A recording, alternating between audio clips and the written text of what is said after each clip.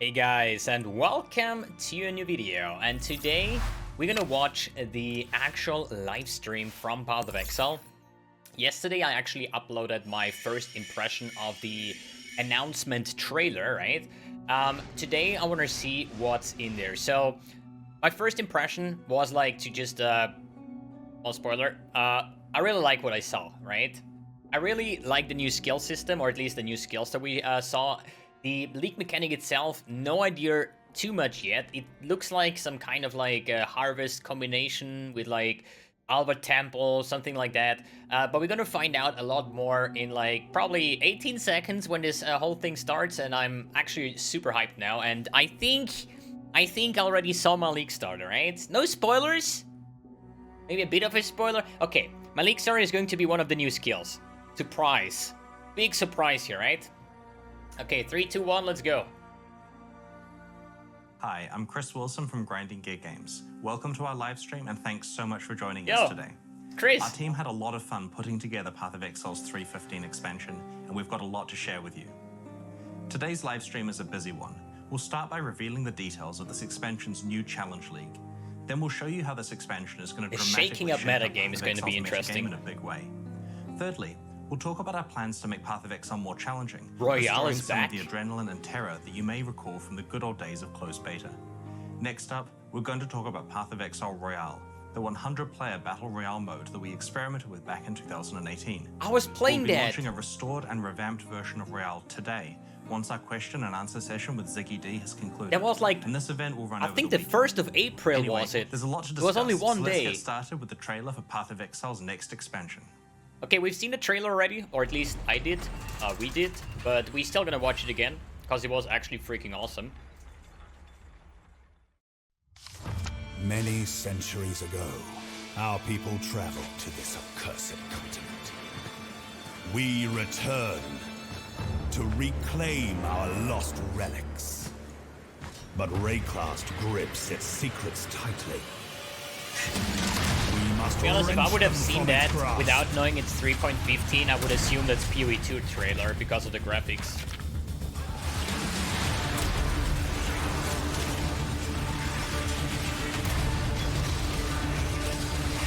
You know violence, we know trade. Retrieve our relics and we'll strike a deal. We will follow the path of our forebears to discover their unknown fate.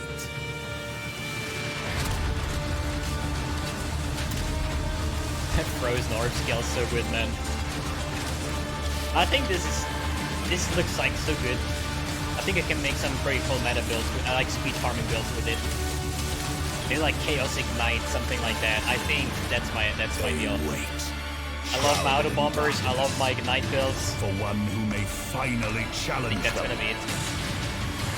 Wealth and power will be yours should you survive our expedition.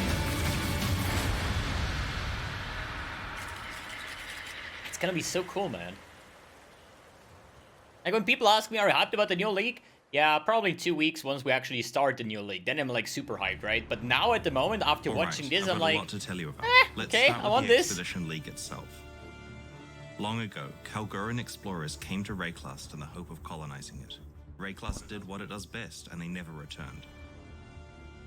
In the Expedition League, you will meet a group of Kalguurans who have set out on an expedition to investigate the fate of their ancestors and recover special ruined artifacts they left behind. The ancient Kalguurans underestimated the dangers of Rayclast, and this new expedition is no exception. They need your help to protect them from the undead that rise at their expedition sites. As you travel through Rayclast, you'll encounter the Kalguurans at sites they believe their ancestors attempted to settle in the past. By the time you get there, they will have marked the site with signs indicating where chests are buried, holes indicating where their ancestors lie, and will have possibly unearthed some remnants of past Kalguuran settlement. Due to the unique nature of Rayclast, the Kalguurans have found that the most effective way to excavate these sites is with explosives. And that's where you come in. You'll place a chain of explosives across the expedition site, carefully planning what each blast is going to unearth. Yeah, exactly like I expected. But the thing, oh yeah, on the bottom right side, you have like the amount of like things you can connect actually. Once you push the plunger, Any undead freed by the explosions rise from the ground and the slaughter begins. So my expectation is right. That's good. Some of these fallen Kalgur are more difficult and rewarding than others, and have been indicated with special markers. You know what's really interesting? I don't know if this is fake or real, but this guy already plays since 10 seconds without a Once crash. you've defeated the army of undead, you're free to open all of the chests you unearthed and claim your rewards. Is PoE 2? It's up to you to decide where to place the chain of explosives to maximize your gains. Do you unearth a lot of monsters? Do you unearth more special monsters? Or do you go for the chests and try to avoid combat? Avoid combat. I want loot, man. The ancient Kalguuran explorers built structures on Rayclust, and you may encounter remnants of these at excavation sites. These remnants have various modifiers on them that, when destroyed, apply to monsters and chests unearthed from that explosion onwards. Remnants greatly increase drops, but have some very difficult modifiers like immune to physical damage. You'll need to be very careful with your decision of which remnants to usually choose that's your like explosives bad. to, as they substantially ramp up the difficulty and rewards of the encounters. You know, if you get Reflect, for example. Speaking of rewards, there's a lot of cool stuff to find. Alongside valuable equipment and currency items are Kalguuran artifacts and logbooks, which we'll talk about soon. Now, what if you have like the Kalguuran insane traders stuff? have made this expedition You to cannot do Rayclast it. in order to recover their ruined artifacts. There are many different types of artifacts, and each of the Kalguurans is interested in a different set of them, with a unique way they want to trade them from you. For this expansion, we really wanted to play with the idea of having NPCs that want to trade with you in different ways. So we have themed their behaviors around the concepts of gambling, bartering, upselling, and exchanging. Let's meet the Kalguurans. What did he say? Tuyen is a mercurial trader who Gambling? maintains a positive outlook Yo, as long as he can. is my If you cross NPC? the line, his temper changes quickly. Yo, what? Tuyen offers you items with unreasonably high prices, but he's happy to haggle. You can always buy the item at the price he's offering, but if you offer a lower price, he might accept it, counteroffer, or withdraw the item entirely if he is offended by your lowball. He also Okay, that's what I occasionally sells expected too, currency yeah. items, so it's worthwhile 'Cause otherwise keeping he some of just the artifacts he's looking draw it for down on all the hand, time just until in he case you see accepts. an opportunity. Grog is an average man pushed into Rayclast's dangers. He's helpful, concerned, and a bit fearful. He is very happy for you to do the fighting so that he can stay safe on the sidelines. He loves making deals and trying to upsell you. If you buy one of the items that Grog offers, he'll try to offer you a more complex deal where he improves the item via crafting. If you accept this deal, he'll try to upsell you again and again until you eventually walk away with your purchase. If you can't afford one of these incremental upgrades, you can leave and come back later. with Okay, enough that's ruined like Exalt artifacts to cover slamming the or cost. so?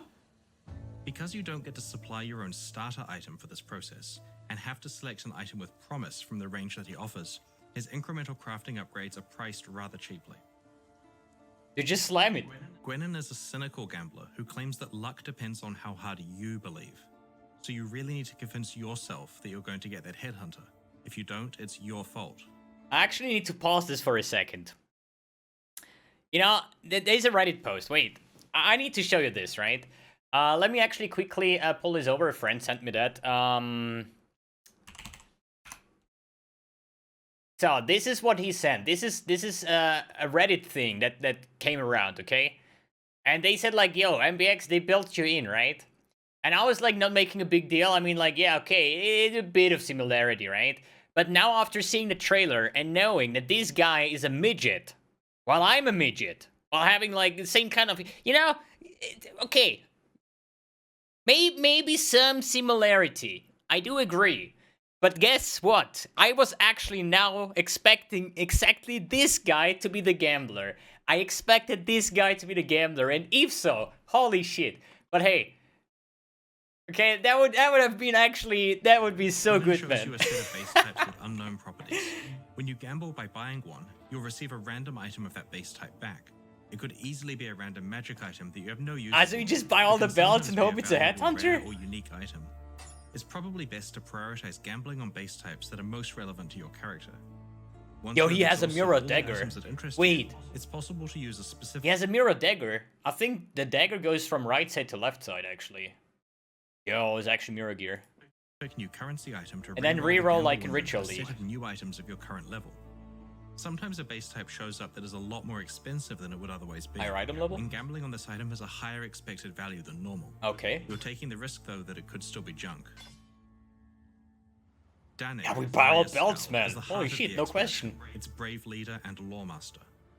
Danik is interested in specific types of ruined artifacts and wants to trade these from you for a variety of options, such as currency that lets you reroll vendor inventories, logbooks, or artifacts that other Kalguuran traders are looking for. You can talk to the traders in the wild, in town, or in your hideout. They grant you access to your expedition Yo, locker, we gotta. which Okay, is like okay. the heist locker, That's good. a lockbox At for least. league-specific items, which can be accessed in all 3 places also. That's good. We're adding the affinity system to these lockers. Among the many relics of the ancient Kalguurans you might find at their expedition sites are logbooks. These ancient books chronicle the locations that their ancestors visited in their exploration of Rayclust. A logbook item can be rolled to have a set of explicit mods, like Yep. an endgame map. Craftable Each but location within the tradable. logbook has its own implicit mods, as well as a theme that controls what types of remnants can be found there.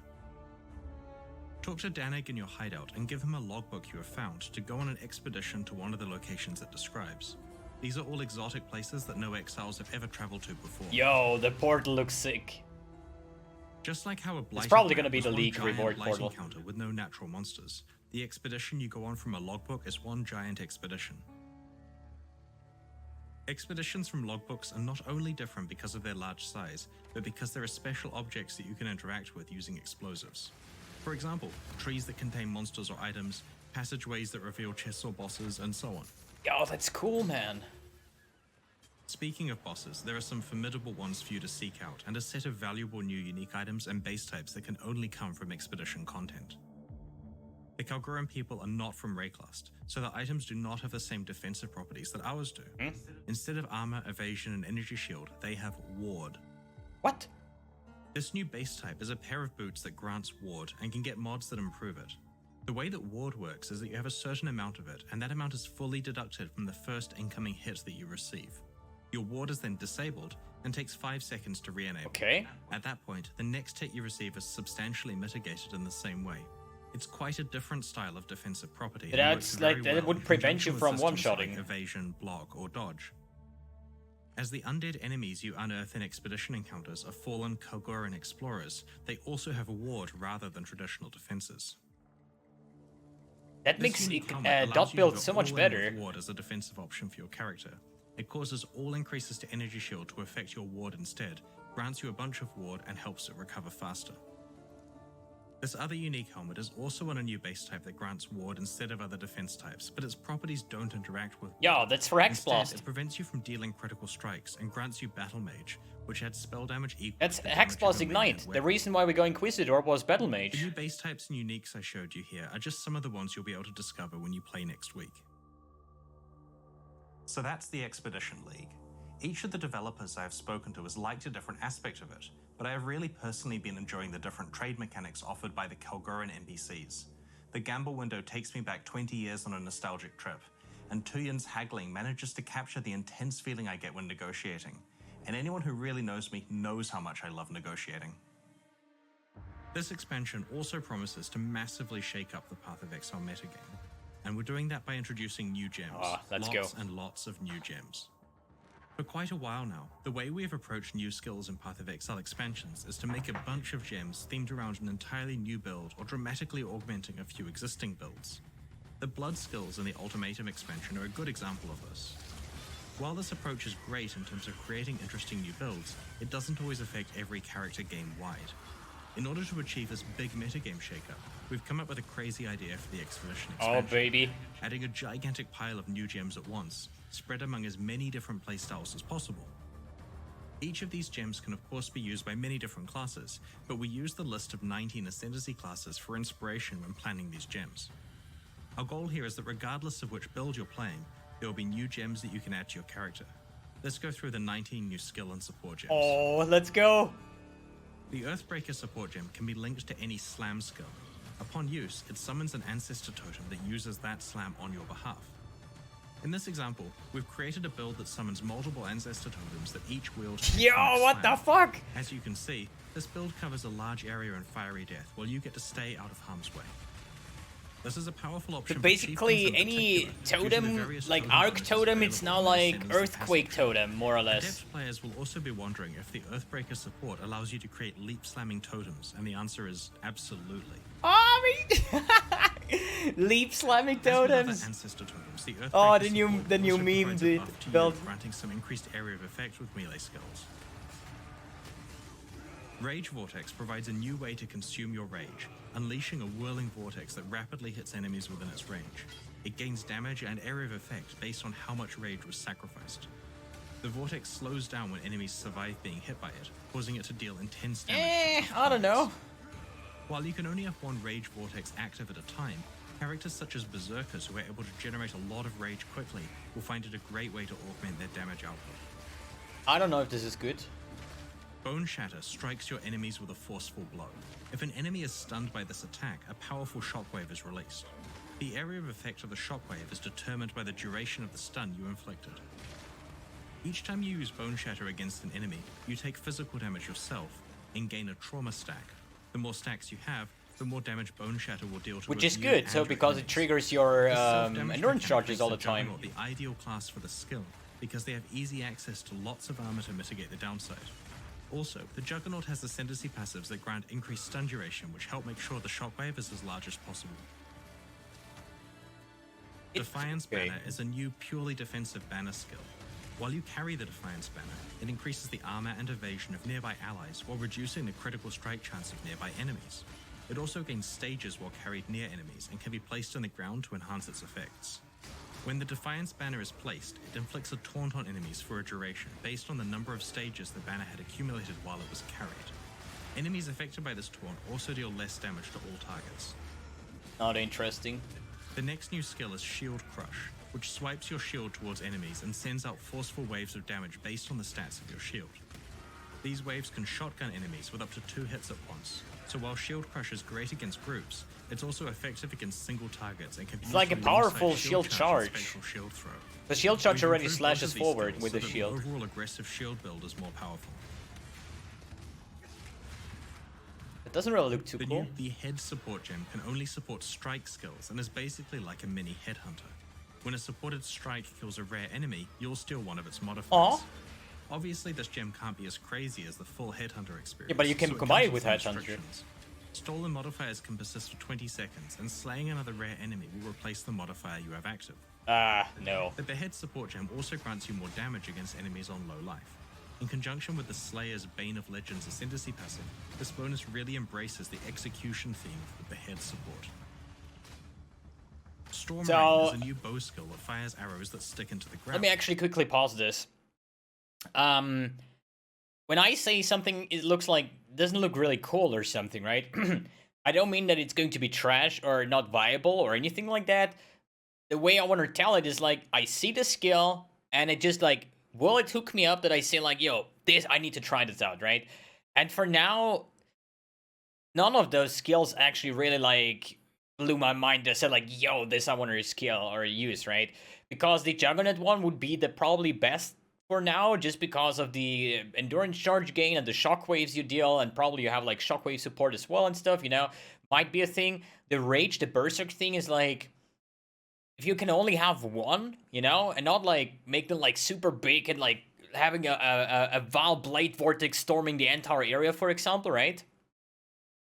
Doesn't look too fancy too, right? The shield charge thing, as I said, shield charge is already. You charge forward and on impact, or if your mouse cursor is too near to your character, you're just having one shield that bashes forwards. Now you have 3 shields that can shotgun, but it's not like where I say like, yo, I need this, okay?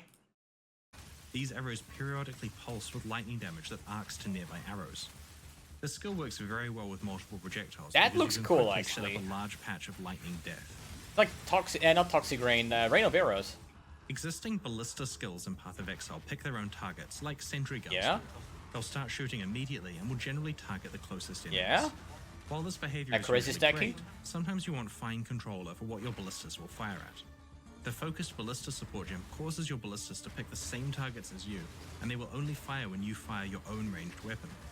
It also makes the I don't ballistas know, fire man. a lot faster than they otherwise would. It would be like The support gem allows you to effectively focus fire on specific enemies such as bosses. I can see that, but in the other hand, I was like instantly thinking about accuracy stacking totems, you know, ballista stacking, which is good. But all you do is place your totems because it's an actual totem playstyle. You place the totems, you run away, and then you wait until they kill all the stuff, right? This would be more like a supportive role if you have like ballista totems that like debuff the enemy and stuff like that. I don't know. Like you would still probably like play yourself, right? Concoction is quite a novel skill. It introduces several new concepts that haven't been explored with skills before. Here you can see the Pathfinder throwing an explosive projectile at monsters. Firstly, you may notice that the Pathfinder isn't holding any weapons. This is because Explosive Concoction is the very first ranged skill that can and must be used unarmed. It's also the first skill that directly interacts with the benefits provided by your flasks. When you throw your Explosive Concoction onto a targeted area, it deals fire damage and uses available charges from your Ruby, Sapphire, and Topaz flasks to grant bonuses based on what flask charges. That's a pretty cool idea, but this is like so even if you slow, don't man. have I the could just play appropriate Magma flasks or Orbs and they will charges to travel a consume, lot but further. correctly managing your flask But the setup idea will is greatly cool. enhance the power of this skill. What we really love about this gem is that it brings to life the idea of throwing your flasks at enemies and having them explode. In conjunction with the flask-focused benefits provided by the Pathfinder, You know, like Magma Orb is the same, just that they bounce and travel a lot further. Playstyles are enabled by this gem. Like you can probably do like some insane This is the amber. single target stuff with that, but for clearing? Skill. It teleports you up to an enemy, Yo, Shadow blinds Step! them, and exerts your next one-handed melee attack. This exerted attack has a high critical strike chance and multiplier. In addition to this help, Yo, Assassin gets Shadow Step. What the fuck? To quickly re-engage targets after dashing away. Voltaxic Burst grants a buff that counts down to 0, triggering a burst of lightning damage around you with a portion of that damage converted to chaos damage. This looks really, really good. But you know what? One thing that I just don't like every time I see one of those skills, right? I instantly think about Diablo 2 or Diablo 3. The similarity is insane. I'm not saying like you cannot like bring something like entirely new. Like PoE has hundreds of skill gems. And everything is like something I've never seen in any other ARPG. But for some reason, this league brings a lot of like skills that I've seen in Diablo 3, from the Spirit Burst to the frozen orb. And this one looks like exactly like the explosive from the wizard in Diablo 3, which is like the CM wizard, where you basically have this and then you have like multiple stacks and you run around and they like trigger. The next thing, what if you kill something and it refreshes the duration? Then it would just make it like 400% movement speed farmer with a headhunter and like some explosive things, you know, and you just run in there and you just run around at killing at movement speed. Damage. Enemies slain by your Voltaxic Burst will also explode, dealing chaos damage around them based on their maximum life. You can stack up many Voltaxic Bursts on yourself at the same time. Consider using duration modifiers to modify the timing of the explosion so that you can cast a skill from safety and then move into a strategic position before it explodes. Too slow, sadly. When you use Blade Trap, you throw out a mechanical device with 2 copies of your weapon attached. These blades spin rapidly in a circle a set number of times, dealing damage to anything they pass through. When dual wielding, the trap rotates faster but deals damage based on both weapons. Because it's a trap, Blade Trap behaves a little differently to other attack skills by operating. I can already see independently of people your attack one-shotting bosses speed. with This that feature has ability, just interesting stacking up optimization hilarious choices amounts to of make weapons and then focusing just more on damage done. modifiers rather than the typical focus of maximizing attack speed. Summon Reaper creates a single powerful minion that uses fast melee physical attacks which cause bleeding.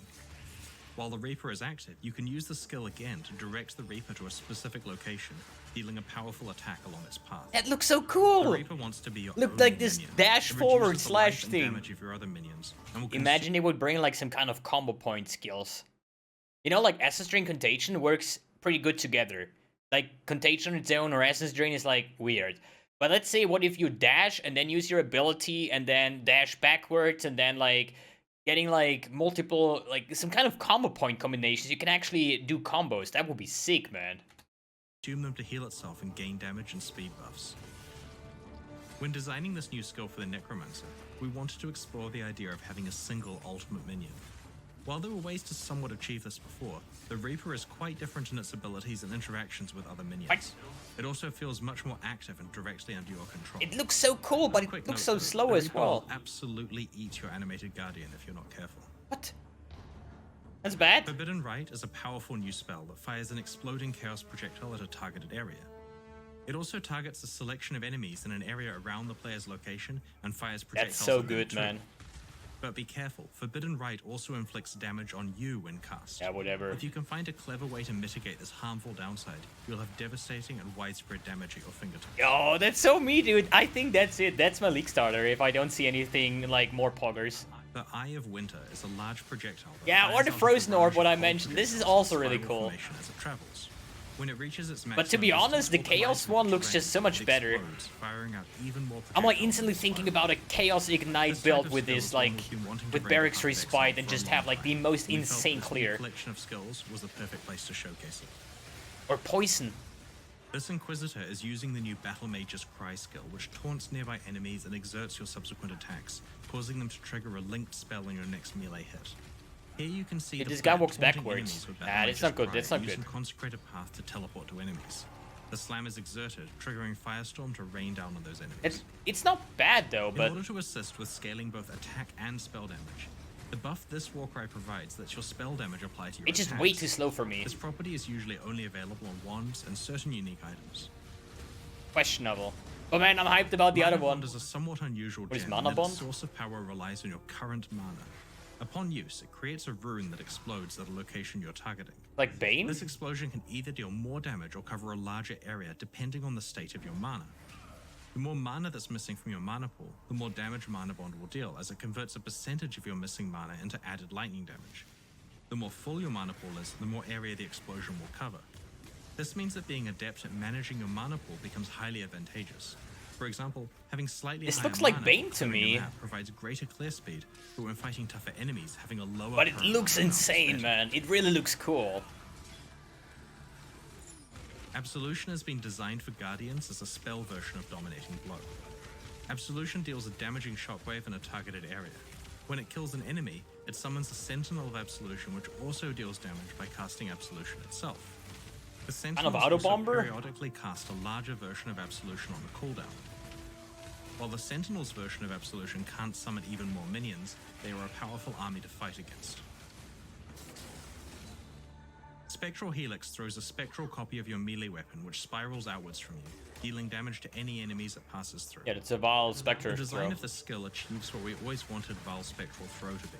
We thought it was a really fun idea for a skill, but because of the limitations caused by the soul gathering, It's like a requirements hammer, of Val Dean. skills, it wasn't Like, I possible swear, to like, use half of the skills that they show, I think about Diablo, that I, like, this is a Hammerdine, man. I don't know. Val's Spectral Throw. It's as a not that primary it's skill. bad. I really Val's like Spectral those Helix skills. can live up to this purpose. We've reworked Val's Spectral Throw, which we'll reveal closer to release.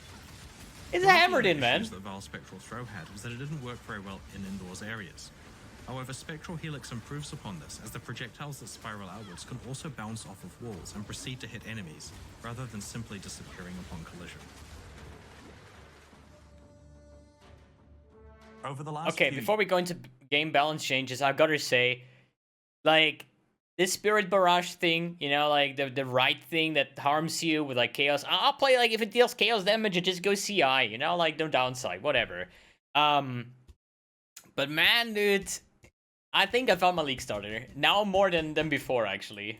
years, Path of Exile has really suffered from player power creep.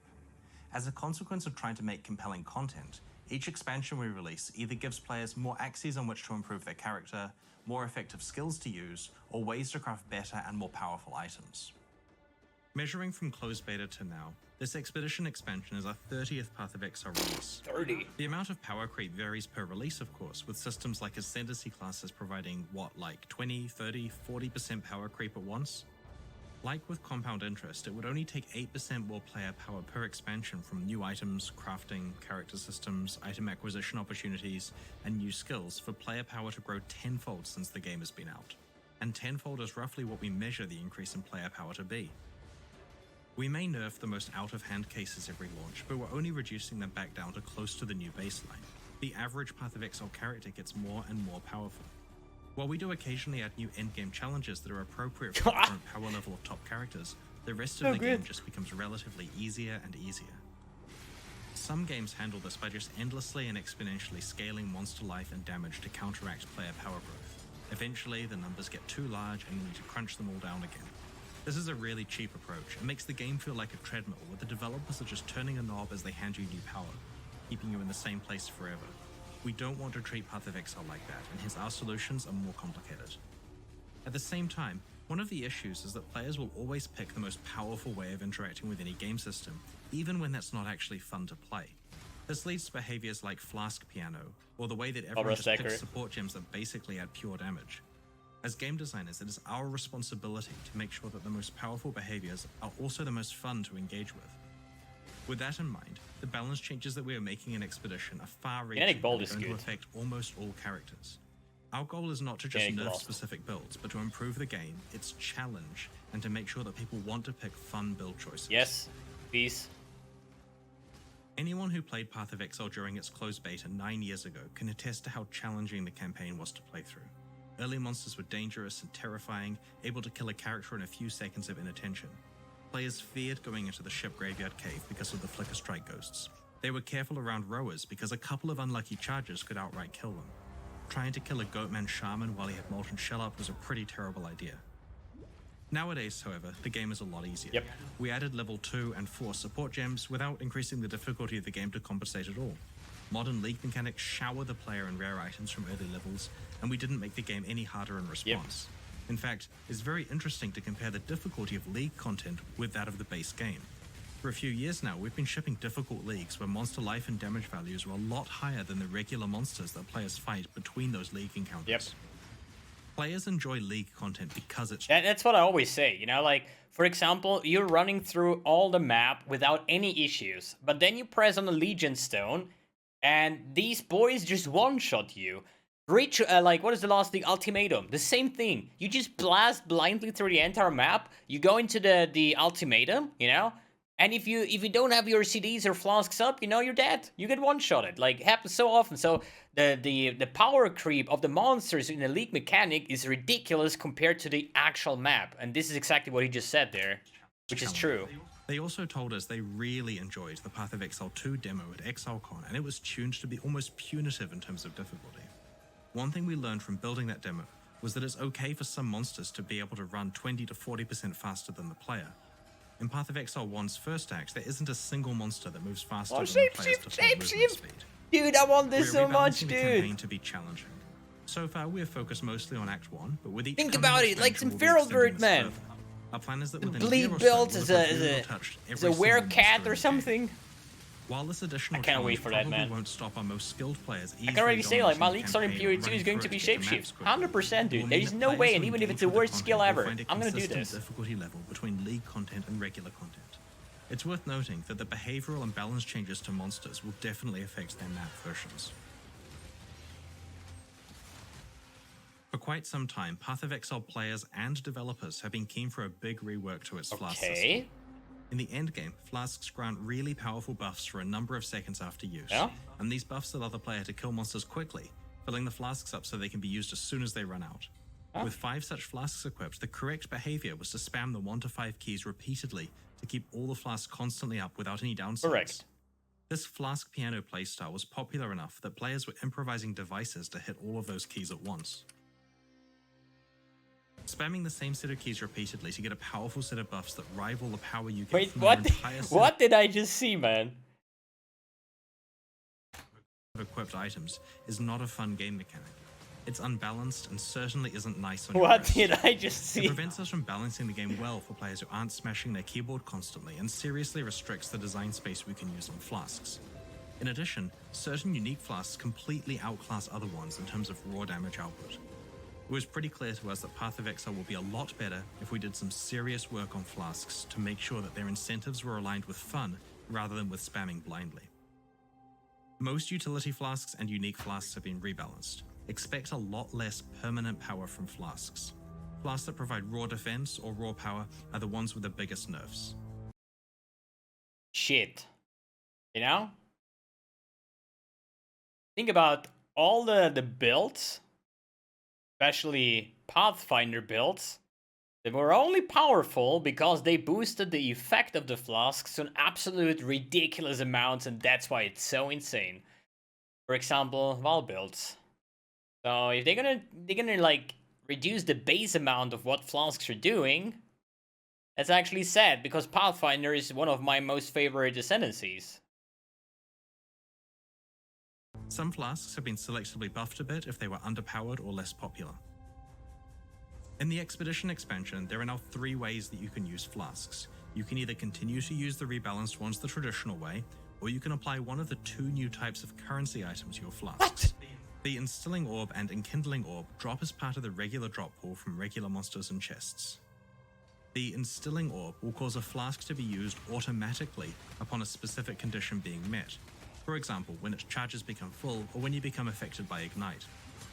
This means that in the cases where you would previously want to time a specific flask usage, you can now rely on it happening automatically, with the only trade-off being that it may consume charges that you otherwise wouldn't intend it to. There are a variety of different... I mean, that's a very good and valid point for hardcore. Let's be honest.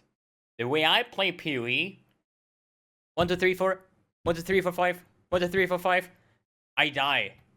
Oh, I had no flask. Yeah, bad, you know? Like, specific timing, you know?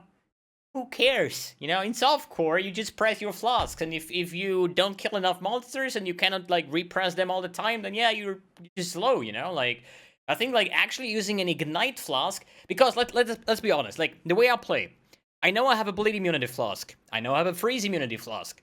I drop life, and instead of being like, oh, life potion because bleed immunity, I do 1, 2, 3, 4, 5. You know, like I don't know. Wait, where does my bleed flask? I don't care. I drop life. I put all my flasks there, and if I was out of charge, it's like, yeah, bad luck, you know. But it's the way I play PoE for a long time. So there is no downside if it automatically represses it. It's just going to be weird to not use the buttons there, you know. Different conditions, and a random one is enchanted onto your flask, overwriting the others each time you use an Instilling Orb on it. The Enkindling Orb prevents utility flasks from gaining charges while active, but provides a big boost to their effect, duration, or various ways they interact with their charges. That's not that good. There are various different types of boosts, so you can use more orbs to reroll for the one that you want. When a flask removes a curse, it no longer applies a period of immunity to curses. Flasks that remove ailments now only provide a period of immunity to that ailment if they actually removed it. So if you get ignited, use a dowsing flask to remove the ignite and to gain immunity for a while. You can't spam the flask before you're ignited to be permanently immune. Okay. If you want permanent mitigation So of ailment there are immunity other builds options are for your even build. better now. Note that we have rebalanced ailment mitigation in general, so there aren't a few options that completely outclass the rest. But if, the way I understand it, if you have a bleed immunity flask and you use it, you have this buff, like 6 seconds flask duration, you're bleed immune, right? And so, and you get a bleed, you will not get it, because in that time you are bleed immune. But the way I hear it now is like, you have the bleed immunity flask up, but you still get a bleed. You would only be immune if you would use the bleed immunity flask after you gain the bleed. Which is okay, because we just learned that this new artifact that you can use your flask will only be used if you get the bleed, right? So, but still, like, I love my my ailment immunity builds, and so there is no point, you know, like, get more damage. Monster density in Path of Exile gets a lot higher as you play through the game. When we initially balanced flash charge generation a decade ago, we did not anticipate the levels of monster density we would reach by 2021. Monsters in Acts 6 through 10 now generate fewer flash charges, and monsters in maps generate even fewer still. Okay. So now there's a lot more strategy involved with flask use. Flasks don't gain as many charges, so are a little harder to constantly spam, and aren't designed to provide such a powerful slew of permanent buffs. But you can control which provide larger than normal effects, and which are triggered automatically as part of your build. We have reworked existing flasks such as Basalt and Aquamarine flasks, and have introduced new Corundum and Gold flasks. For a while now, Don't they, like, completely destroy Pathfinder with that? Because, like, what is the goal of a Pathfinder? Getting the most, most of the time, getting the most ridiculous out of your flask. With all the flask effect. Even your small, like, on the Ascendancy points, the travel nodes to the big ones, right? They're all giving you flask effect. And in the best way, you had like 70% flask effect, so your speed flask didn't give you like 70% increased movement speed, they gave you like 120% because you're boosting up your flask so heavily.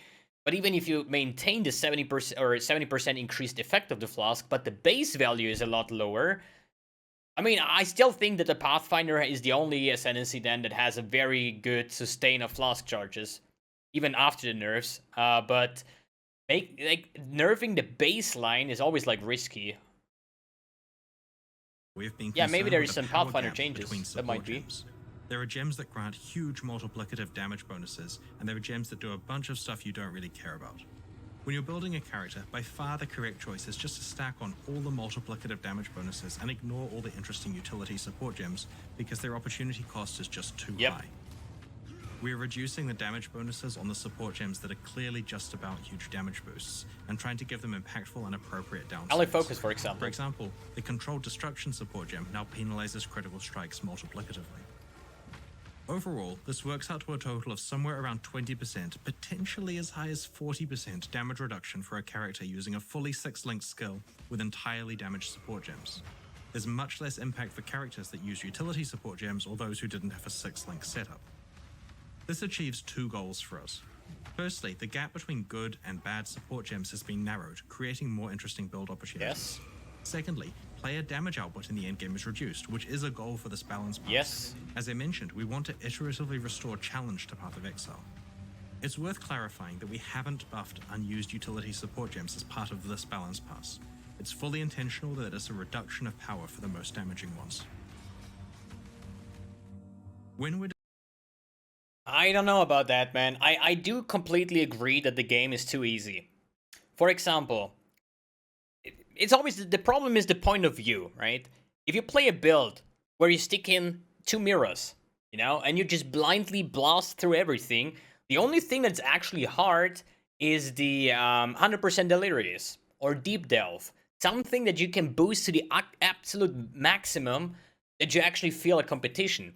Comparing this one to an actual tier 16 map, even if it's an 8-modded map, it's a joke, you know? So, and now you have the problem, like, how many people do play builds for 2 mirrors? Like, you know, people that have a lot of currency, like you guys call them the 1%ers or Reddit, you know, they would probably not feel anything, because they have so much power level that it doesn't really matter. Even if you cut their damage in half, they still have like 10 times more than anybody that having a more casual approach to the game. And I kind of include myself there. And I mean, I include myself to the one that is playing ridiculous expensive builds. I mean, I'm not gonna lie here, right? So I think this nerf only affects people that don't have, like me, 10, 15 hours time per day to actually play ridiculous builds, you know? But on the other hand, I still think it's good, because it's not like that I league start with like 5 mirrors or something. That's bullshit, you know? I always need a lot of time to gather all the currency, farming up the headhunter, doing all these kind of things, you know? But the way will be essentially harder, but I still think that there will still be a big gap between, like, casuals and, like, people that play a lot, because they're gonna have, like, massive power spikes, and everybody else will be, like, calling out for, like, GGG buffing or nerfing stuff to the absolute maximum, which is designing not skills true. for Path of Exile, I think the game mana should be cost of harder. a skill is a mechanism to allow us to have Like, how larger often do you feel yourself in a way where you say, like, I cannot do this is too hard? I mean, yeah, if you're undergeared and try Awakener 9 and you have never done the fight, then yeah, probably it's ridiculous hard and you're probably going to ask somebody to help you out, right? But it's only a lack of, like, experience, because if some people have, like, hundreds of kills on Awakener, they can almost kill Awakener without gear, because it's just, like, repetitive, it's an encounter, you know exactly when he's doing what. I don't know, man, I don't know. impactful effects. Bigger skills should cost more mana to cast. Unfortunately, this entire mechanism is currently bypassed by triggering skills, as this skips their mana cost. This basically means that we can't design really powerful spells. In 3.15, triggering skills through support gems will require paying their mana cost. In fact, sometimes it now costs more than casting the gem by hand. Okay. Thankfully though, this isn't very hard with well-constructed characters. Certain support gems that were originally disabled from supporting triggered skills, like Arcane Surge, can now be used to support them. Okay. Builds that use triggered skills are some of the most interesting characters in Path of Exile, and they are often the best representation of the craziness that our character customization system allows. Yes. We're confident that they are just as powerful as before, but we now have more interesting design space to explore with future That's skills. good. I mean, you will always find a way to get Now back let's your talk mana about and movement stuff. skills. As you know, most interaction with monster behavior is essentially bypassed if you're using an extremely effective movement Yes. skill. This is okay if you're specialized deeply into customizing that skill, but it's currently Like the Flame Dash default is still, I state think, for the any best character movement to use skill. Flame Dash, Smoke Mine, or Dash without any further investment. Dash is too buggy. These skills have been rebalanced to be more in line with other movement skills. These are not huge numeric nerfs, but do mean that there is scope for improving the performance of the skills by specializing around them. There are many other balance changes in 3.15, which you can read about in the Balance Manifesto and patch notes next week. To be honest, there are a lot of nerfs here. We completely understand that this level of change will make some people nervous, but it's time we start actively combating power creep and fixing game systems that haven't been working the way we intended them to. I think that the metagame of Expedition is going to be fascinating.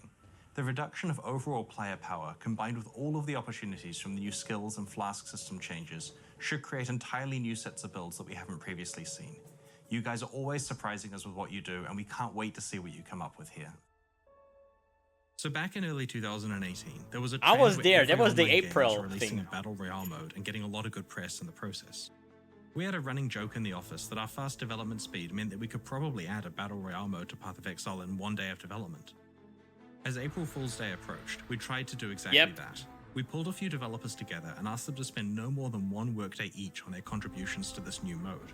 Where you kill On players April and get their 1st, loot and stuff. 2018, we launched Path of Exile Royale. I remember this. Goldran! Yeah, buddy!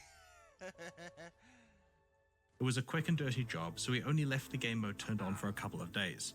It went pretty well considering it had no custom balance whatsoever. Oh my god, I'm getting destroyed!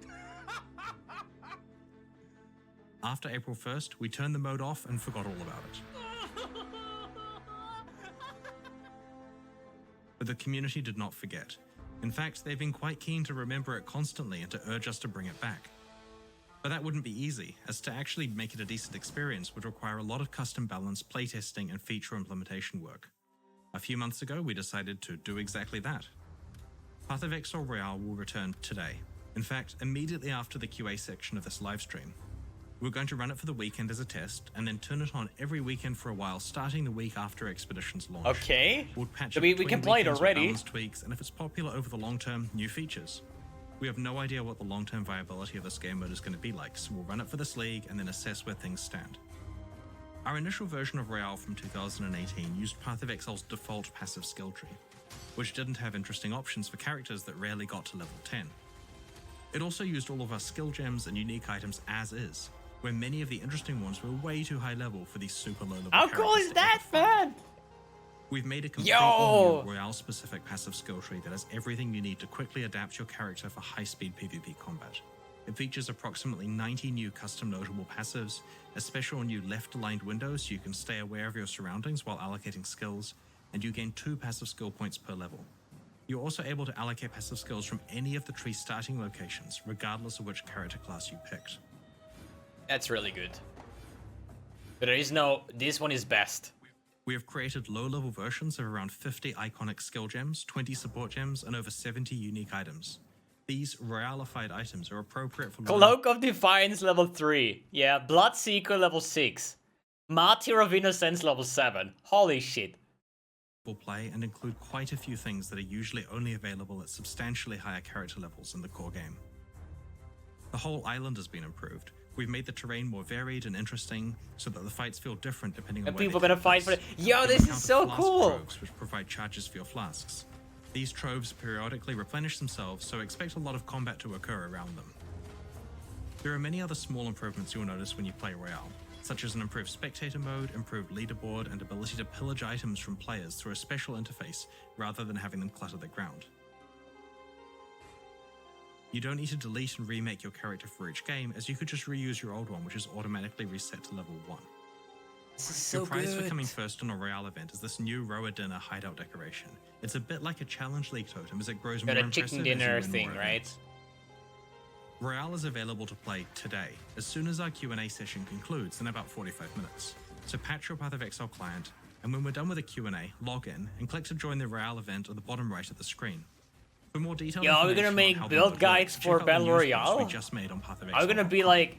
We'll be running the event Are we gonna today become over like the PoE, If you don't PvP get a chance to gods? play Royale over the next few days, we'll run it again every weekend other than Expedition's launch weekend for the next few months. Please I just hope that you get rewards. I want a challenge. a challenge board, you know, like let's assume you have a challenge league, you know, next league is like expedition league, you have 40 or 40 challenges. I want to have PvP challenges. I want to have PvP only MTX, you know? I want to have like this, that it's rewarding to play it. Not like fun and everything is definitely a thing, right? But I want to get something that somebody that is not doing it not getting. Because people that don't play League will never get any of the League MTX, right? I want to have like leaderboard, you know, like something. Like it would be really cool. Please check it out and let us know your feedback. Keep an eye on our news over the next week as we reveal the finer details of what's coming in Expedition, including the full patch notes on Tuesday, US time.